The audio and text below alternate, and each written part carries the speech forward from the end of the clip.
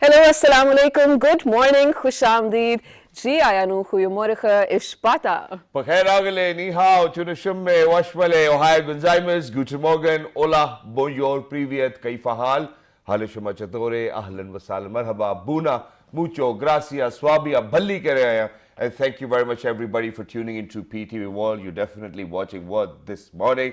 Alongside my very hard-working colleague, I need to say that, I need to emphasize on this as well, who happens to be Ms. Shiza Hashmi, and I happen to be Shahzad Hassan Khan. Ladies and gentlemen, we hope that wherever you may probably be, that you're doing wonderfully well and that you're ready to kickstart your day with us. Hello Shiza, how are you doing today? What happened early in the morning? I'm doing great. Thank you so much for asking. Well, like almost every other morning, I had my morning allergies and I had my cold, and there was lethargy, of course, Yeah. my best friend ever. Yeah. And also, I think we were coming back to work after, there was a little break, right?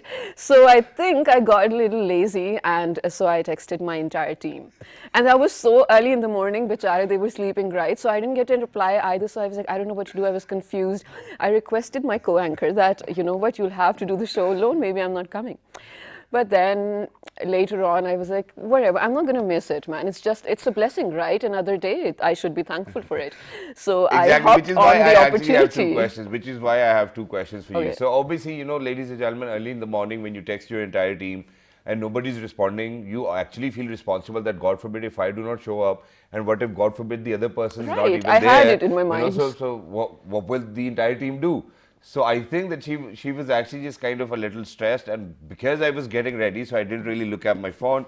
But as soon as I did look at my phone, you know, there was this text, please, please, please, can you please confirm that I you're was like, coming? please say I was like, yes. yeah, no worries, you know, we'll sort it out. And just after 10 minutes, while I was having my breakfast, I could see that you know, again the bell rang, tin tin, and then I was like, all right, so that's she's hey, you know what, I'll be coming, and I was like, wow, that's great, you know, so that's half of the work done already over there, which I believe is great, you know, to have such kind of motivation within your own self that hey, you know what.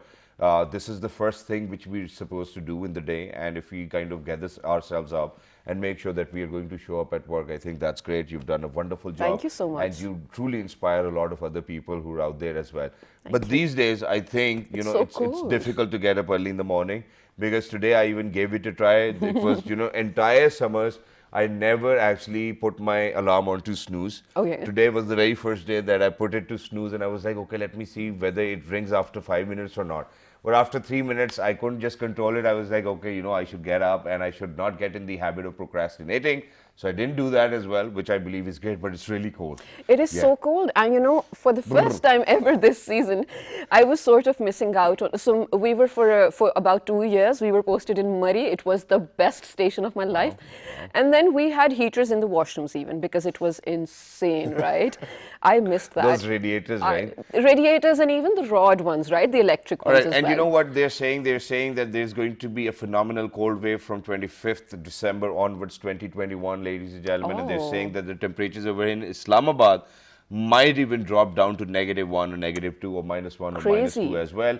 Elsewhere, you know, up there in the hilly areas, ladies and gentlemen, obviously it is really very cold. Yes, continental air is prevailing in most parts of the country, especially in the northern parts. Well, there are definitely some reported cases of snowfall in Skardu as well, and in other parts of the north Yes, too. exactly. Even in Kashmir, you know, the snowfall took place as well. In Murray, I think, you know, Allah's going to give it another try in a week or 2 weeks' time as well. But it's also so dry. Yeah, and you know what? The Met Office actually kind of spoke about the dense fog and smoke, which is likely to prevail in plain areas of Punjab during this period, which is, I think, the most important aspect of the news today, ladies and gentlemen, Absolutely. because if you guys are willing to travel to Lahore or to any other places in Punjab as well, please make sure that you travel during the daytime. At nighttime, it can get really risky, because Lahore just dropped to the worst ever air quality as well, and it's somewhat around 948 on the scale, which it is supposed to be below 50. So you can imagine that just because of Oh my smoke, you God. cannot see it, and if there's fog into it as well, I don't think that there is going to be any visibility. So please make sure that you travel during the daytime. Do not travel otherwise. Yeah, that too, and within the you know, this part of the country as well, Shazad, because it hasn't been raining. Exactly. So it's been so dry, and fog is absolutely insane. Just last night, I was driving back from Rawalpindi to Islamabad, and the visibility was really compromised. Really? So everyone out there stay. I mean, well, don't stay, you wear spectacles anyways? I do, but I was not driving. Is The the thing, visibility is na? already compromised. It's very compromised. But I think it's great. That's but so other than mean. that, while we're speaking about, that everybody needs to be careful whether you're traveling on GT road or Yeah. motorway. Yeah. But I think motorway has done quite a lot of good to us and to each and every Pakistani out there. Imagine that now from Peshawar to Karachi, which the route actually used to take 11 hours, but with the completion of motorway, it's going to reduce 4 hours as well. So that Is it operational? Imagine, yes, it's operational, and that, ladies and gentlemen, we will be reaching Karachi in 7 hours, even if we take off from Peshawar. I think that's wonderful. But there's another good news that the Okay. international agencies have recognized it one of the smartest motorways as well, because with all the hardware and software and for all of those things which have been put in place within Peshawar and Karachi motorway, ladies and gentlemen, the world is recognizing it. I think that we do have a few visuals to share with each and every one of you from Peshawar and Karachi motorway. So if Mr. Producer, you ready? Yes, it's here, ladies and gentlemen.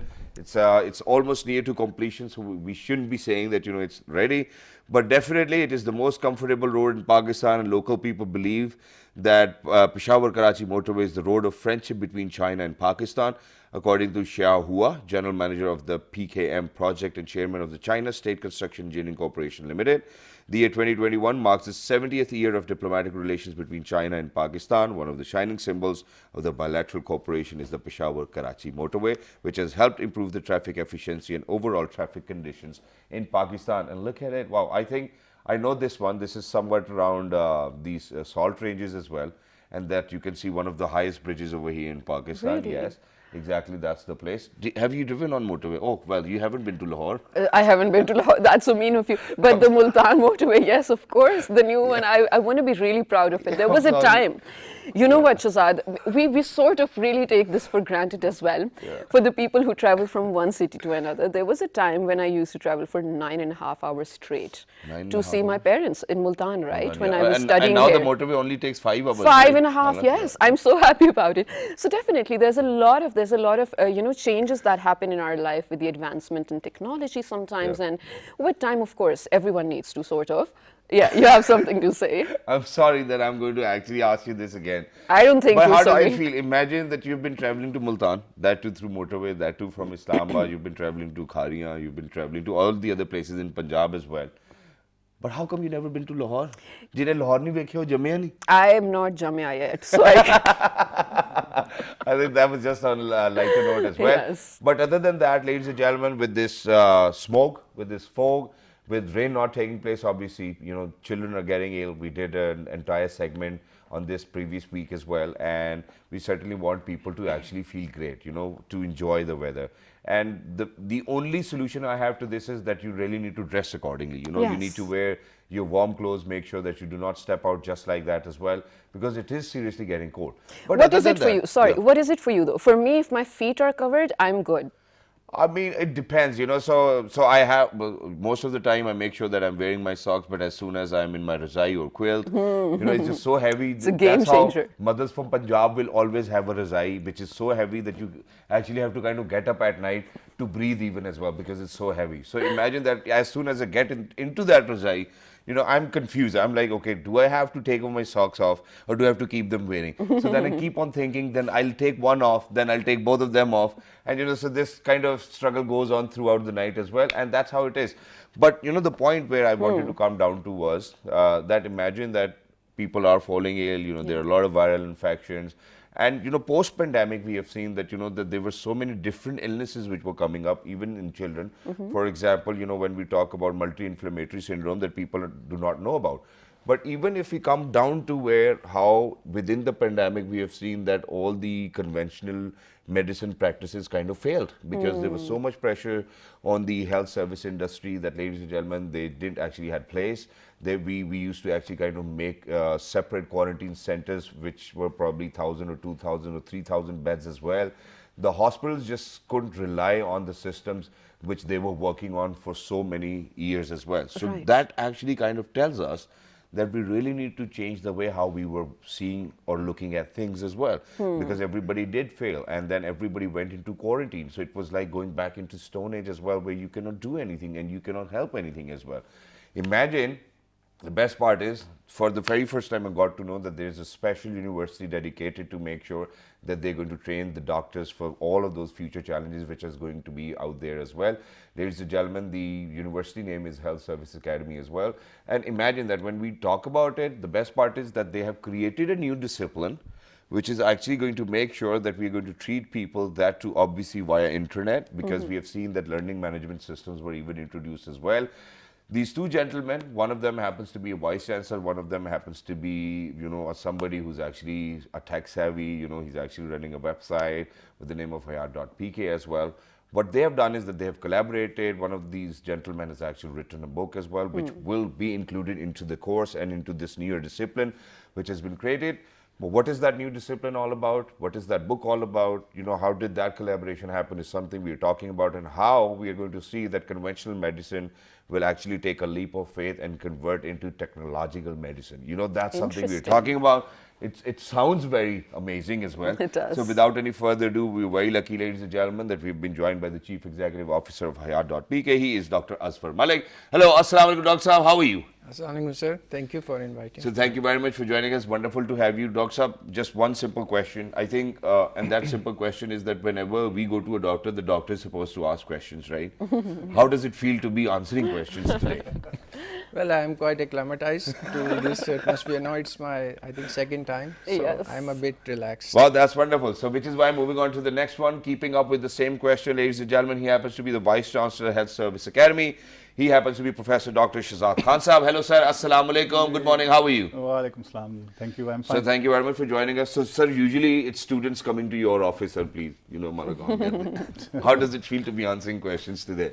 Yeah, I think in public health and in Health Services Academy, we had been doing this for last maybe 10, 15 years. Yep. Because public health is new in this part of the world. We are moving towards a new system of prevention and health promotion. And we will, sir, definitely talk about that. Yeah. Let's not jump ahead. So one last question, that me being naughty, honestly, and just because everybody out there wants to have a little bit of fun as well, and that is, sir, did you ever come across a doctor, a female or a male doctor, who came to your university to study a course, and then you realize, yaar, is doctor ko to aata hi kuch nahi hai. Did you ever come across that situation in life ever? Yeah, it happens. It happens every year. And no. then there is a challenge, how to motivate them, how to enable them to get hold of the things. And to be very frank, for the last I am here since 2008. So last 13 years, we have entered a lot of people, a lot of students from developing and a lot of underdeveloped areas of Pakistan. Wow. So they didn't have that much of exposure. So when they came to Islamabad and when they saw these huge books and new concepts, they were, like you mentioned, very scary, and the teachers were also very scary that how will they manage. But with a little support and guidance and with their commitment, many of them, I'll say 90% of them have gone back with a complete degree, and they are serving at a very high positions in various areas of Pakistan. Oh, that's nice, Yeah. mashallah. And that's so sweet to hear as well. I mean, And they are getting cured. That's what the that's what basic matters at the end motive of the is. day as well. But now let's talk about digital health. First of all, the idea, the conception of it. Was it the pandemic that made you think about it, that this needs to be introduced? Or, I mean, again, what was the entire purpose? Also, how are people receiving it? Are they open to this new course? Right. Or is it just you incorporating your book into the course? No.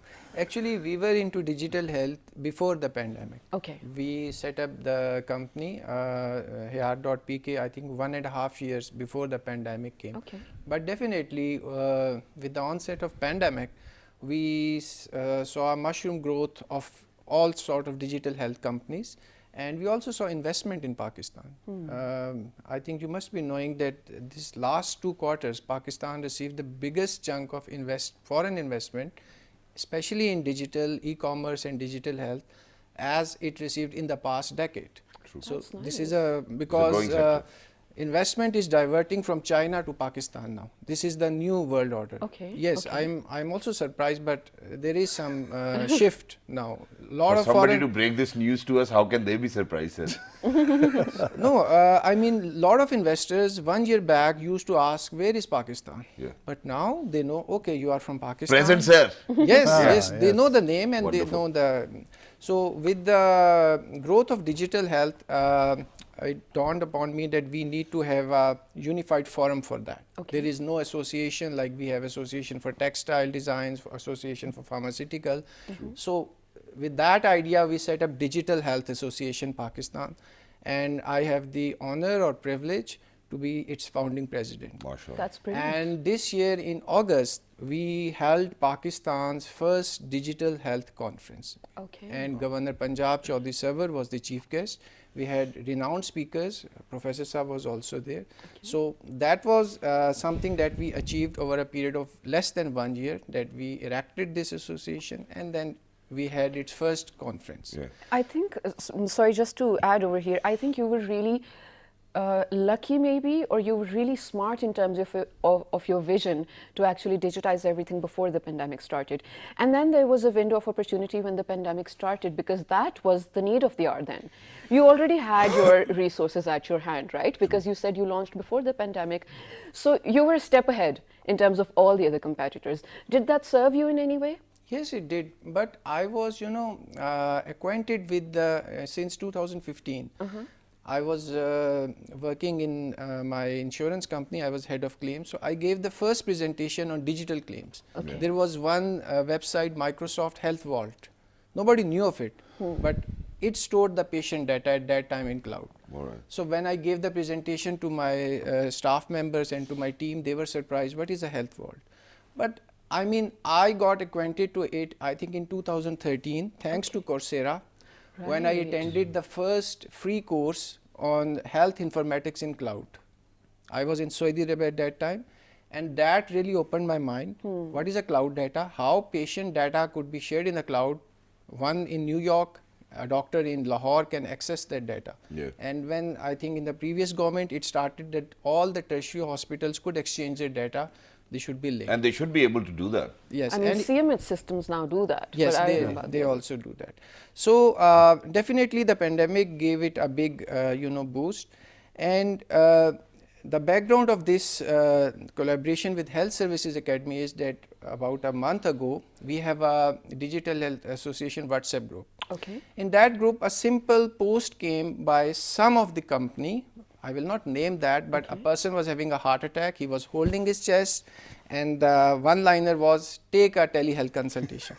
Now that was something which I discussed with Professor He Saab, might not that this even be able to take. yes, Yeah. yes, this is something that should not be publicized. And fortunately, I had compiled a book at that time. Health insurance. Basically, these were the guidelines for the doctors. Initially, they were guidelines that I had developed for the doctors of my company. So they should know which telehealth consultations to take, which to avoid, which are the most frequent telehealth consultations, which are the taboo consultations that you should be knowing that somebody is calling you.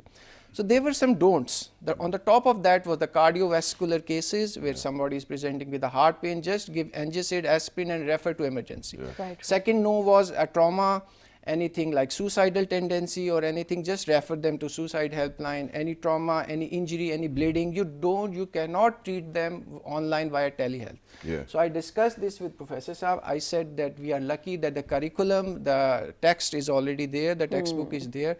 So sir was gracious enough. He said that Health Services Academy is already offering online courses, and we just moved ahead with that, and without any red tapes. I'm impressed, and we signed an MOU, and inshallah we're going to be live next month. Wow, Brilliant. and that's wonderful. That's And this good is something I news. want to build up on as well, sir, because usually over here, sir, when we go to different universities, we certainly do not have a lot of choices. People have moved from international relations to so many other degrees which we are still not aware of over here in Pakistan. So first things first, for the HSA to be such a vibrant university where they're including newer courses and disciplines, I think it's a great achievement, and that too, obviously you deserve that. You happen to be the Vice Chancellor. Takes a lot of effort. But do you think that we are actually ready with one textbook coming from Dr. Saab? Only we would want other teachers to kind of be trained about that particular discipline and how to impart all of that training.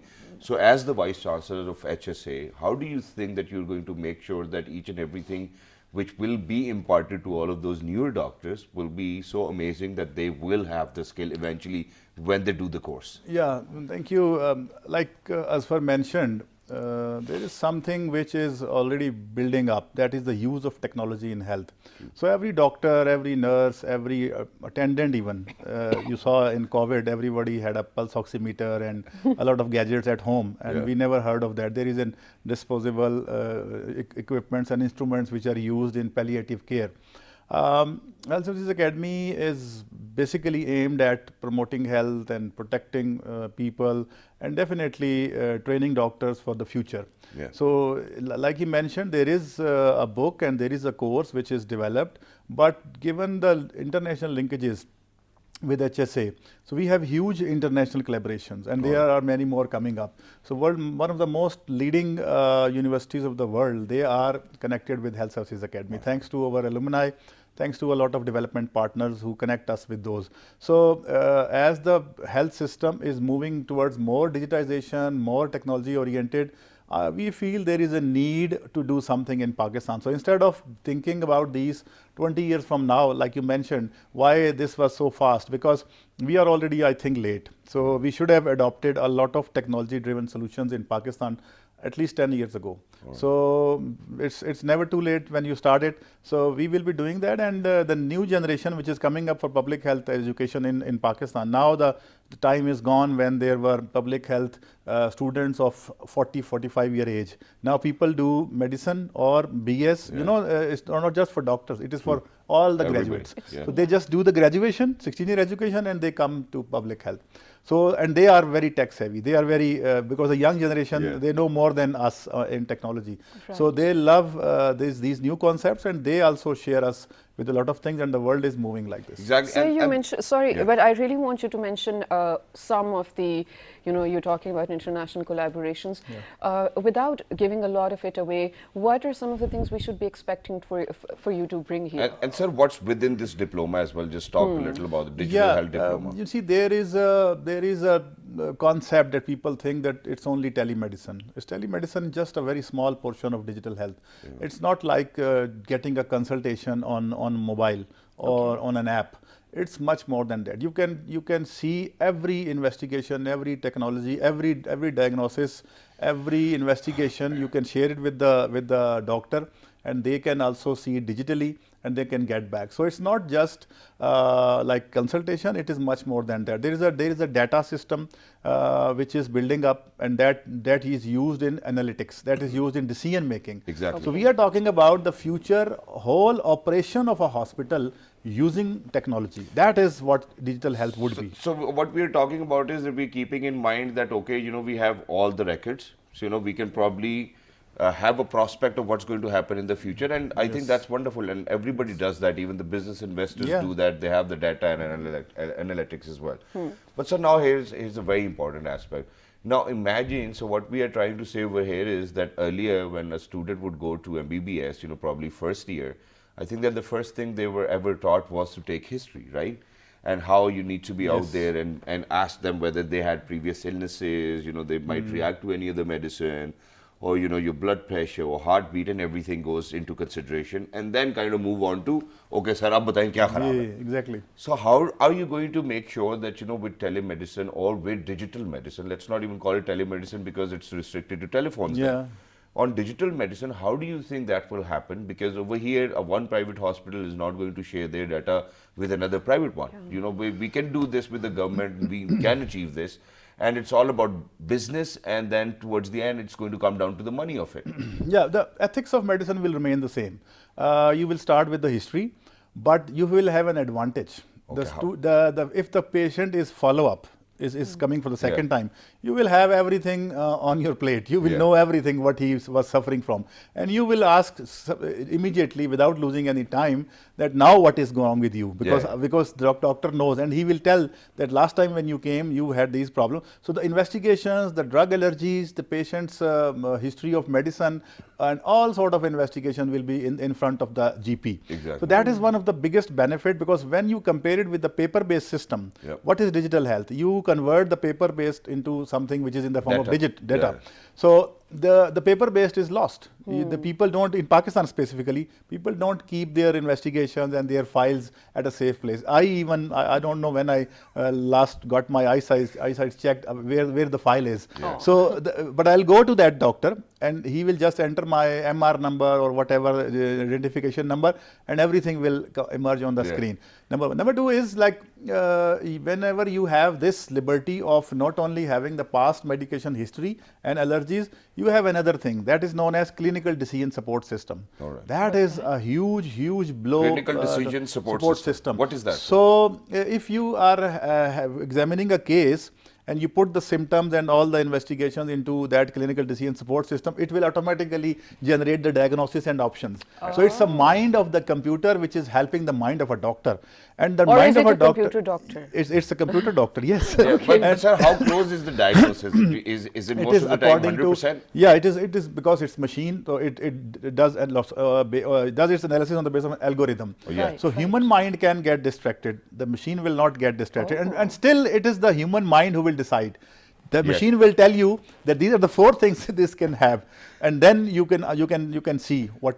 But only if we, kind of enter all of those desired results into it so that we get the desired so result. that I is a think very big thing. It is a big thing, and the people have started to work on that as well. But sir, how do you think, just in connection to whatever we are discussing, how do you think that the doctors will get rid of this habit of, because, for example, you came over here today, Dr. Saab is here, so a lot of other doctors have been on the show. So whenever, God forbid, there's an issue, we'll be like, okay, so for example, if it's a rheumatologist, I'll call her, I'll be like, I went to the gym, this is what happened to me.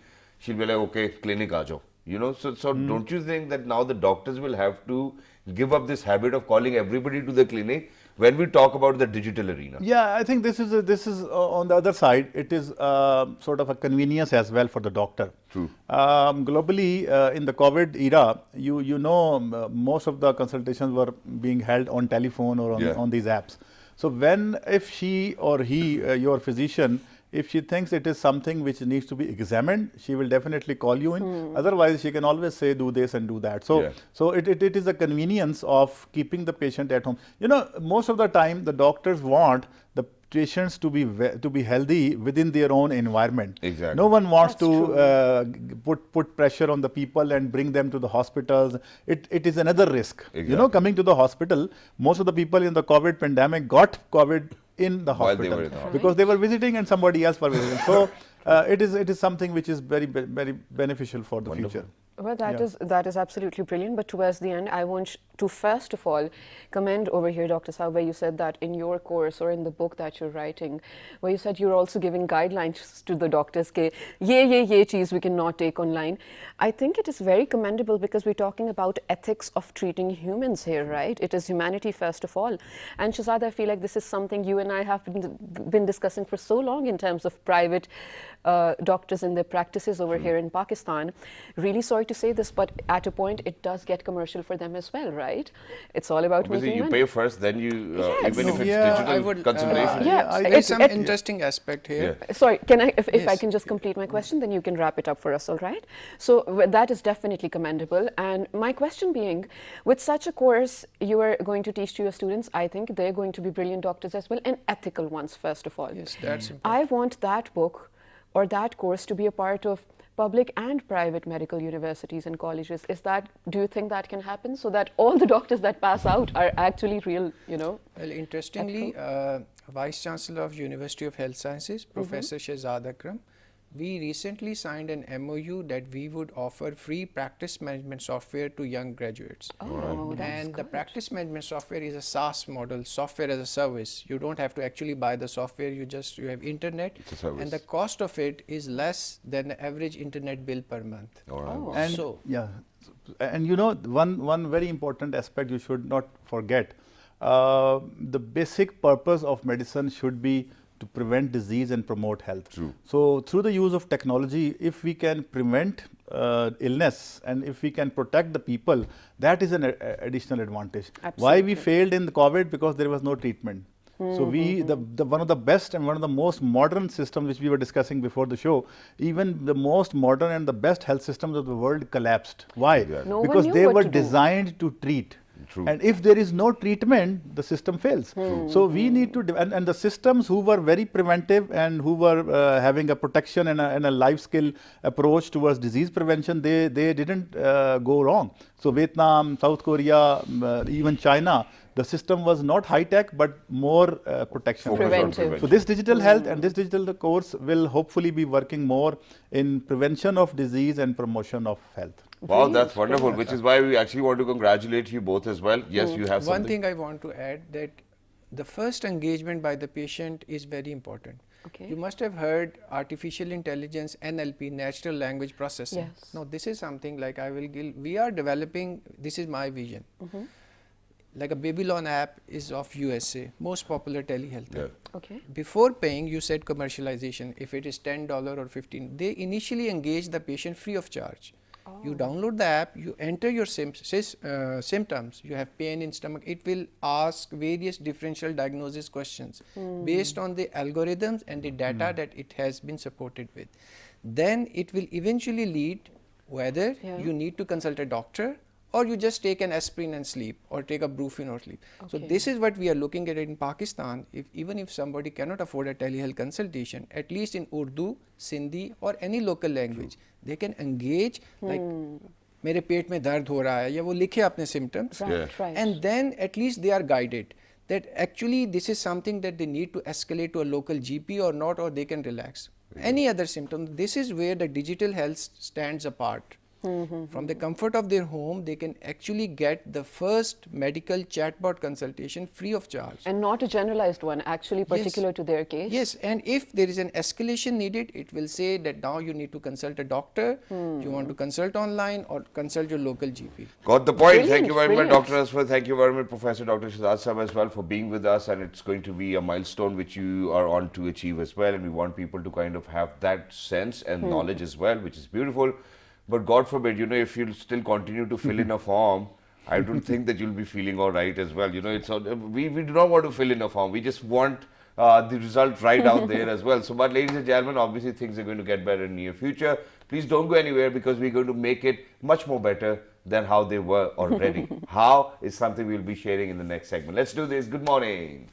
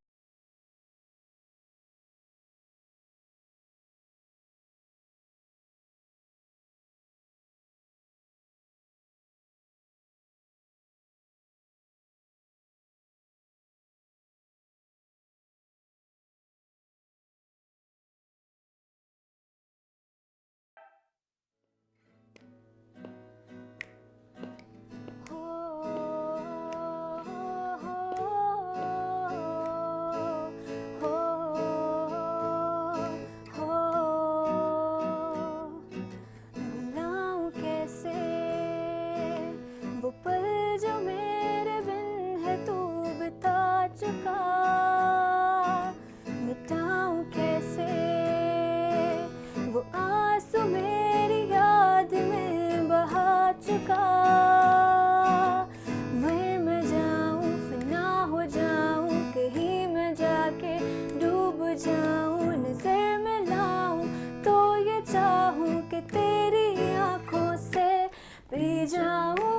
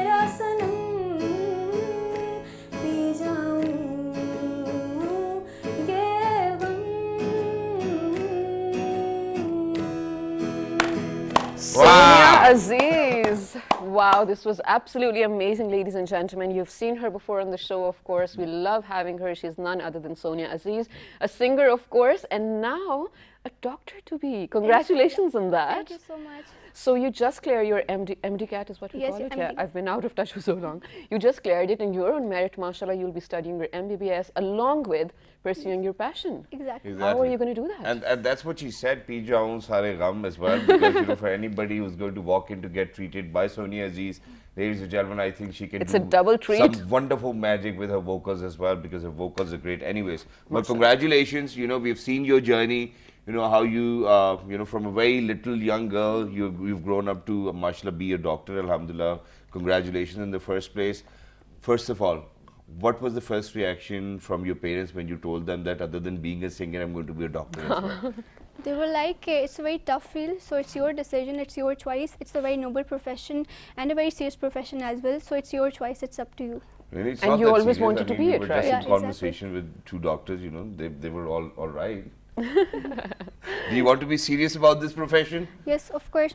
Studies has always been my first priority, and I always wanted to become a doctor, and that's what I always longed for. And music for me was just an escape and just as a hobby. But we have so many examples. So imagine, Umar Khalid Bhatt, one of our most amazing anchor persons over here on PTV World. He went to a medical school as well. I was shocked to find out. He did his MBBS as well. And then Salman Ahmed, one of the very famous musicians who actually went to a medical school, dropped out. So imagine somewhere, in third year, in fourth year, if you realize that you're going to be signed by a multinational brand, and that too for singing, would you leave behind medicine and then go and pursue your passion of singing? My first priority will definitely be medical, and I'm not going to leave this. That's Really? brilliant. Which also reminds me of our co-anchor Fahim's wife as well, Dr. Masoom. Right. But So she's a doctor, she's a practicing doctor. yeah, she's a practicing Exactly, doctor. and She's a singer, so she does her gigs as well as does her Dr. job. Masoom? Dr. Masoom. Exactly. She is my inspiration. Whenever somebody asks me how you are going to manage MBBS and music simultaneously, so I always gave them the example of Dr. Masoom and That's Hassan so Rahim. sweet. That's so sweet. Wow. All right, so one question again. When we're talking about studying, generally as well, of course, medicine is just another level of commitment. But generally as well, when you're studying and you have to stay focused for either your exam or your entrance exam or whatsoever, you can't be distracted, and especially your guardian or your parents will be like, phone chhod do, ye chhod do, wo chhod do, padhai, padhai, padhai. So first of all, when you had this sort of a side hobby or an escape rather, it's a great thing. But was someone telling you, "Ki beta, if you keep doing this, there's no way you're going to be a doctor"? And before you answer this, you know, this question can only come to a person who has gone through this as well. Of So I'm going to ask course. Shiza first of all. Shiza, did you go through this? Can I tell you guys something? So for 1 year, of course, I did try for my MD-CAT because my parents wanted me to. They didn't know I don't want to be a doctor, so I didn't do my best. But yes, every other day I used to hear before getting into university because probably they were worried if I might get into university or not. So it's something you hear all the time. Do people or do your family tell you, "Ki nahi, it's only books, what are you doing?" No, my parents are super chill. They always say, "Ki Super beta," chill. yeah, they always say, "Ki beta, go for music and just enjoy your life. MBBS is not the end of life. Just give it a try. Wow. And if you don't get admission, then switch your field. Go for biomedical engineering or biotech." Oh, Even wow. that's what I did Super. because I did not get admission in my first attempt. So that was a super weird phase. But alhamdulillah, because of my parents' support and everybody, I just switched my field. I go for biomedical engineering, and then I think that few months before my MD-CAT, I don't know why I started contemplating where I have been wrong in preparing for my MD-CAT last year. And then after mustering up a lot of courage, I just came to the decision that I want to repeat my MD-CAT. Wow, thank you very much for mustering up a lot of courage. I You know, it's know. wonderful, and that you actually had the sense that, okay, you know, I might not have been preparing it the way Right. I should have Exactly. prepared. I think that's great. But there's one more important aspect to it, and that is that you actually waited an entire year to kind Exactly. of appear in your MD-CAT exam once again, right? So you had to prepare for it. There are a lot of students, what they do is that they would start going to any other university, and will be like, okay, you know, we will kind of give in an attempt, you know, probably next year, and let's see whether we get into it or not. But they continue side by side. Were you studying any other course side by side, or were you just at home preparing? No, I MD-CAT? was just at home preparing for this. I applied in different universities in this field. I also got admission, but I just made up my mind that I want to pursue medical. Wow, that's wonderful. So what will be your message? Because you had this, I think this was an inner calling, right? Right. You knew this, that you're going to actually pass the MD-CAT exam, and that you will be, inshallah, enrolled or enlisted into a medical college, which is wonderful. But a lot of people are not cut out for it, you know, and they might even waste just their ear by listening to what you're trying to say. So I want you to give them a piece of advice that, hey, you know, whatever you do, make sure that your previous track record is as good as yours was, and then kind of contemplate onto whether you're going to kind of get into medical school or not. First of all, I just want to say that medical is not the end of life. MBBS is not the end of life. There's an open-ended road. You can opt for biomedical, biotech, microbiology, and so many other Just fields. don't study at all. Yeah, Do your it's your business. choice. Yeah. Yeah. But if you're super passionate about medical, then definitely go for gap year. Because hard work and consistency is the key. If you believe in yourself, you will definitely get it. You know, during my gap year, I was actually watching interview of the ASP Amna Beg, Islamabad. Oh, yeah. She is my inspiration. She is such a lovely person. I always used to look up to her. So when I was deciding whether I should repeat my MD-CAT or not, I was actually watching one of her interview. And then I get to know that she was also not able to pass her test. I don't know what that test is called, but she The was also CSS not. exam? She's, Yes. I don't know, Yeah. maybe CSS. She was also not able to pass her test in the first attempt. Then she took a gap year, and then mashallah, she is the ASP now. So she was a huge inspiration. Like if she can, if she had given up at that time, she won't be an ASP today.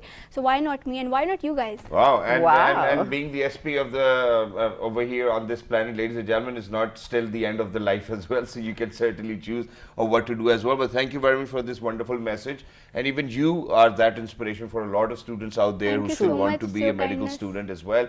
Well, thank you very much, Sonia, for being with us. We're going to wrap up the show, and we want you to kind of lead us out of the show as well and wrap it up for us. So for everybody who's out there, ladies and gentlemen, please make sure that you write to us on our Facebook page, which is with the name of, Well, this morning. on Twitter, Well, this morning without a G. on Daily Motion and YouTube, Well, this morning. on Instagram.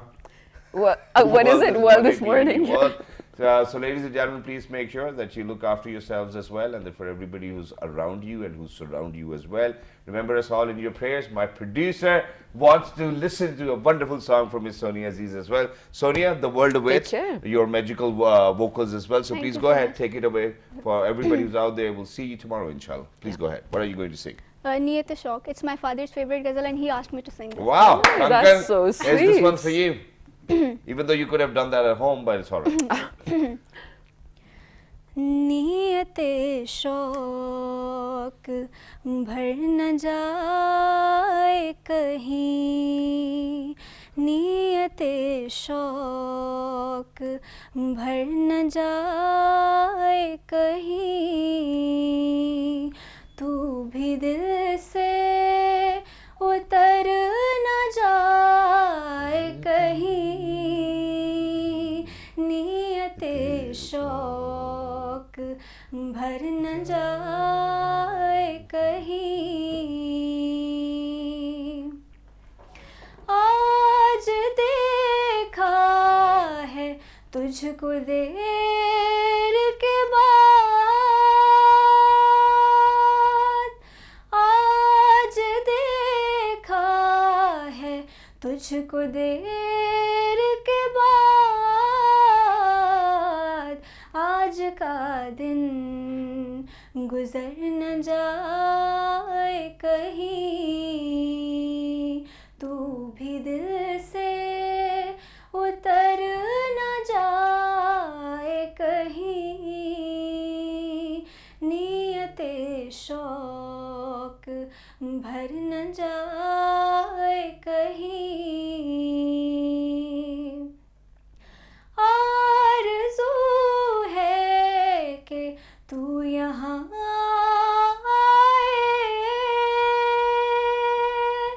आरज़ू है कि तू यहाँ आए, और फिर उम्र भर न जाए